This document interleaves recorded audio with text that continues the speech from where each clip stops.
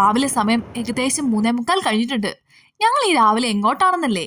കർണാടകയിലെ മൂന്നാർ എന്നറിയപ്പെടുന്ന നന്ദി ഹിൽസിലെ സൺറൈസ് കാണണമെന്നോർത്താണ് ഞങ്ങൾ ഇറങ്ങിയത്. ഐശ്വര്യമായി തന്നെ ഡബിൾ സൈഡ് ടോളും കൊടുത്ത് ഞങ്ങൾ യാത്ര ആരംഭിച്ചു. 35 രൂപയാണ് ടോളിനായത്. റിസിപ്റ്റ് സേഫായി തന്നെ എടുത്തു വെച്ചു. മടക്കയാത്രയിൽ ഉപകാരപ്പെടും. റോഡിലുടനീളം ലോങ് സവാരി പോകുന്ന വാഹനങ്ങളും ബസ്സുമായിരുന്നു. അതിൻ്റെ ഇടയിലൂടെ ഞങ്ങളും യാത്ര തുടർന്നു. ഇനി മുന്നോട്ട് പോകണമെങ്കിൽ ഗൂഗിൾ മാപ്പിൻ്റെ സഹായം കൂടിയേ പറ്റൂ. അതുകൊണ്ട് തന്നെ വണ്ടി സൈഡാക്കി ഡയറക്ഷനും സെറ്റാക്കി. ഇനി 1.5 മണിക്കൂർ വേണമെന്നാണ് ഗൂഗിൾ മാപ്പിൽ കാണിച്ചത്. സൺറൈസ് മിസ്സാകരുതെന്ന് ആഗ്രഹിച്ചുകൊണ്ട് ഞങ്ങൾ യാത്ര തുടർന്നു. ഉറക്കമില്ലാത്ത ടൗണായ ബാംഗ്ലൂരിൻ്റെ നഗരവീതിയിലൂടെ യാത്ര ചെയ്യുമ്പോൾ ഈ വെളുപ്പാങ്കാലത്തും ആക്റ്റീവായിരിക്കുന്ന നഗരം ഞങ്ങളെ അതിശയപ്പെടുത്തി. നേരം വെളുത്തു വരുന്നതിനാൽ തന്നെ നല്ല തണുപ്പായിരുന്നു. അങ്ങനെ മുന്നോട്ട് പോകുമ്പോൾ ഇതാ വഴിയരികിൽ സൈക്കിളിൽ ഒരു ചേട്ടൻ ചായ വിൽക്കുന്നു.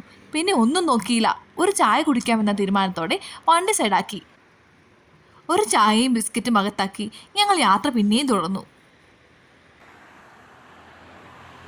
മുന്നോട്ട് പോകുന്തോറും നഗരത്തിന്റെ തിരക്കുകളിൽ നിന്നും കർണാടകയുടെ ഗ്രാമത്തിലൂടെയായി യാത്ര.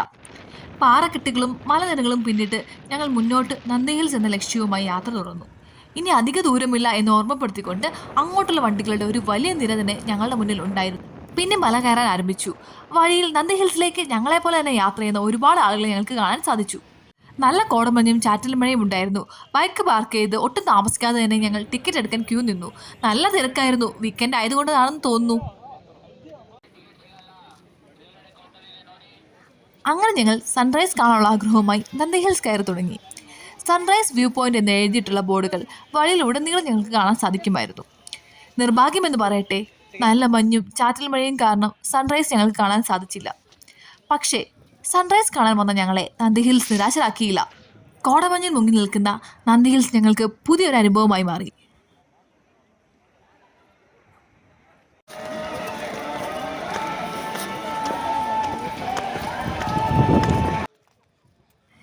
ഇപ്പം ഞങ്ങൾ ഏകദേശം ആദ്യത്തെ വ്യൂ പോയിന്റ് എത്തി. മഞ്ഞ് മൂടിക്കിടക്കുന്ന ഗ്രാമങ്ങളിലേക്ക് സൂര്യകിരണങ്ങൾ പതിക്കുന്ന കാഴ്ച അതിമനോഹരമായിരുന്നു. അവിടുന്ന് ഞങ്ങൾ അടുത്ത വ്യൂ പോയിന്റിലേക്ക് പോയി. പോകുന്ന വഴിയിലുടനീളം കുരങ്ങച്ചന്മാരെയൊക്കെ കാണാമായിരുന്നു.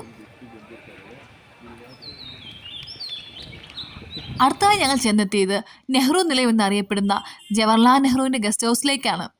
അവിടെ കുറച്ചു നേരമൊക്കെ സ്പെൻഡ് ചെയ്ത് പിന്നെ ഞങ്ങൾ കുറച്ചുകൂടി താഴോട്ടിറങ്ങി പ്രകൃതി ഭംഗിയൊക്കെ ആസ്വദിച്ച് അവിടെ ഇരുന്നു. കുറേ നടന്ന് ക്ഷീണിച്ചതുകൊണ്ട് തന്നെ കയ്യിലുണ്ടായിരുന്ന കുറച്ച് വെള്ളമൊക്കെ കുടിച്ച് മുന്നോട്ട് നടന്നു.